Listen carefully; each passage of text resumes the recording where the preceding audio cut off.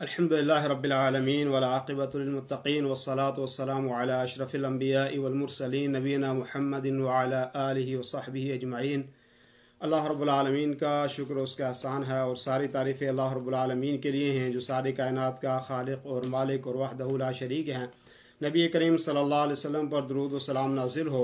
मोहतरम सामईन और नाज़रीन, जैसे कि आप जानते हैं कि लाइव दुरूस का सिलसिला ये काफ़ी दिनों से चल रहा है और इससे पहले जो दुरूस हमने किए हैं उसमें तहारत के मसाइल थे, क़ज़ाए हाजत के, वज़ू के मसाइल थे, वज़ू के फ़राइज़ और सुन्नतें थी, नवाक़िज़ वज़ू थे और गुस्ल का बयान था। और इसी तरीके से जो है गुस्ल के अंदर गुस्ल जनाबत का क्या तरीक़ा है वो मैंने बताया था। तयम्मुम का तरीक़ा, मौज़ू पर मसा और पट्टियों पर मसे का हुक्म, हैद और निफास के मसाइल थे और नमाज का जो है वो बयान था कि नमाज की शराइत क्या हैं, नमाज की सुन्नतें क्या हैं, उसके फ़राइज़ क्या हैं। और इन चीज़ों की तरफ मैंने गुज़िश्ता दर्स में जो है वो वजाहत की थी। और आज का दर्स जो है, पहले तो नमाज का मुख्तसर तरीक़ा, कल भी हमने इस पर बात की थी लेकिन कुछ साथियों ने कहा कि मुख्तसर तौर पर नमाज का तरीक़ा हमें बता दिया जाए, तो उसकी तरफ इशारा करूँगा। फिर सामीन और नाज़रीन, जैसे कि आप जानते हैं कि नमाज के सिलसिले में जो ज़रूरी नमाज का तरीक़ा है वो मैं आपको बता दूँ कि सबसे पहले जब इंसान नमाज के लिए आएगा तो वो मुसलमान होगा और बावज़ू होकर जो है वो क़िबले की तरफ खड़ा होगा। फिर उसके बाद इक़ामत कहेगा और इक़ामत कहने के बाद जो है नमाज की नीयत करेगा। नमाज की नीयत ये है कि नीयत नाम है दिल के इरादे का, और जो उसके दिल में होगी कि मैं भी फजर की नमाज़ पढ़ रहा हूँ या ज़ोहर की पढ़ रहा हूँ या असर की पढ़ रहा हूँ, तो नीयत से मुराद ही है। उसके बाद आपने दोनों हाथों को कंधों के बराबर उठाएगा और अल्लाहु अकबर कहेगा।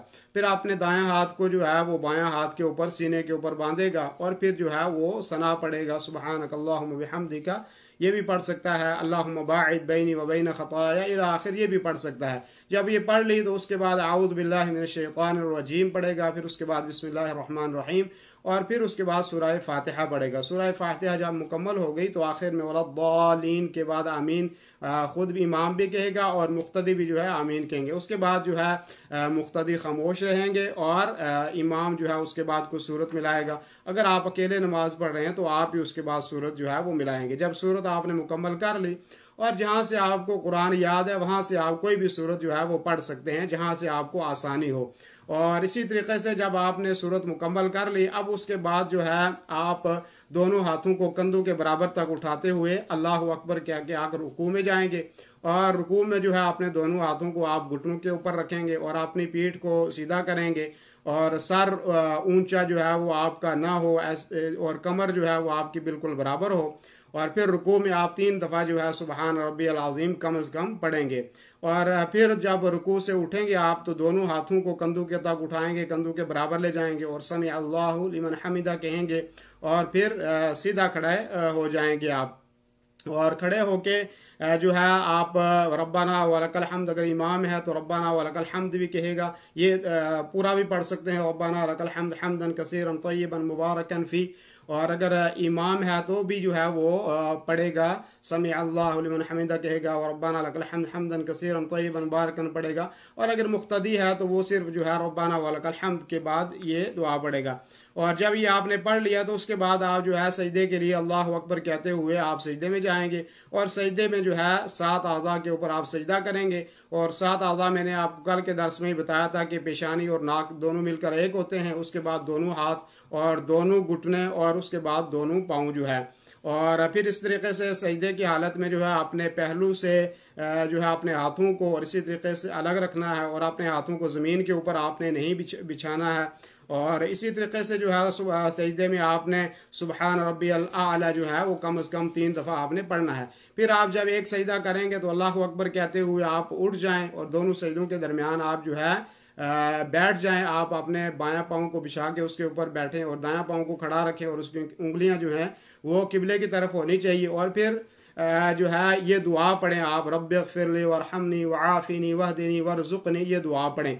और फिर आप जो है अल्लाहु अकबर कहते हुए दूसरा सजदा करें और दूसरे सजदे में सुबहान रब्बियल आला आपने पढ़ना है। और फिर जो है अगर आप दूसरी रकात के लिए उठते हैं तो दूसरी रकात के लिए उठते आपको आऊज़ु बिल्लाहि मिनश शैतानिर रजीम पढ़ने की ज़रूरत नहीं, सिर्फ आप बिस्मिल्लाह पढ़ के अपनी क़िरात जो है वो शुरू कर लें। और अगर जो है आइए 2 रकात का तरीका मैं बता रहा हूँ। और अगर आप दो रकात आपकी मुकम्मल, दूसरी रकात भी आपने ऐसे ही पढ़नी है जैसे आपने पहली रकात पढ़नी है। फिर आपने तशहुद बैठना है और तशहुद में जो है अगर 2 रकात वाली नमाज है, मिसाल के तौर सुबह की नमाज है तो तशहुद पढ़ना है। तशहुद आप जानते हैं अत्तहियातुल्लाहि वस्सलावातु वत्तय्यिबात इला आखिर, ये पढ़ना है। फिर उसके बाद आपने दुरूद शरीफ पढ़ना है, फिर दुआएं पढ़नी है और फिर दाएं और बाएं जो है वो सलाम फेरना है आपने। और ऐसे ही अगर 2 रकात से ज़्यादा है नमाज, 4 रकात वाली नमाज है या जो है वो 3 रकात वाली नमाज है, तो 2 रकात के बाद आप जब खड़े होंगे तो आप फिर जो आपने दोनों हाथों को कंधों के बराबर उठाएंगे और फिर जो है फातिहा से आप शुरू करेंगे, बिस्मिल्लाह पढ़ के फातिहा से शुरू करेंगे, आऊज़ु बिल्लाह दोबारा पढ़ने की ज़रूरत नहीं है। और अगर आप जो है दूसरे ये जो बाद वाली 2 रकातें होंगी, इनमें आपने सिर्फ सूरह फातिहा पढ़नी है और बाद में सूरत आपने नहीं पढ़नी। इल्ला एक अगर आप पढ़ना चाहते हैं तो पढ़ सकते हैं, कभी कभी अल्लाह के रसूल सल्लल्लाहु अलैहि वसल्लम ऐसा किया करते थे। वरना आप जो है फ़राइज़ में जो है सिर्फ पहली 2 रकातों में सूरह फातिहा के बाद सूरत मिलाएंगे, उसके बाद और कोई दूसरी 2 रकातों में आप जो है वो सूरत नहीं मिलाएंगे। इल्ला एक कि कभी कभी आप मिलाना चाहते हैं तो मिला सकते हैं। तो आखिरी तशहुद जो होगा जो 4 रकात वाली में, उसमें मैंने कल भी इसकी तरफ इशारा किया था कि उसमें आप पाँव को आपने दायां पाँव के नीचे से जो है वो बाहर निकाल देना है और सुरीन के बाल जो है वो आपने बैठना है। और इसी तरीके से जो है तशहुद की हालत में जब आप तहियात बैठे हों तो आप उंगली को बार बार हरकत जो है वो देंगे। आप जो है उसका गोल दायरा बना लें और अपने अंगूठा जो है वो आप जो है वो बीच वाली उंगली, शहादत के बाद वाली जो उंगली है उसके ऊपर रख लें, यानी जैसे अरबी में 51 लिखा जाता है ऐसे जो है वो कर लें। और उंगली को आप बार बार हिलाएं, इसलिए कि हदीस में जो अल्फाज हैं वो इस चीज़ के ऊपर दलालत करते हैं कि अल्लाह के रसूल सल्लल्लाहु अलैहि वसल्लम अपनी उंगली को बार बार जो है वो हरकत दिया करते थे। तो यहाँ तक ये मैंने जो है वो नमाज का मुख्तसर तरीक़ा बता दिया। दीनी रहनुमाई के लिए हमारे चैनल को सब्सक्राइब कर दीजिए और घंटी के निशान को दबा दीजिए ताकि आपको मज़ीद कीमती वीडियोज़ मिलते रहें। जज़ाकल्लाहु।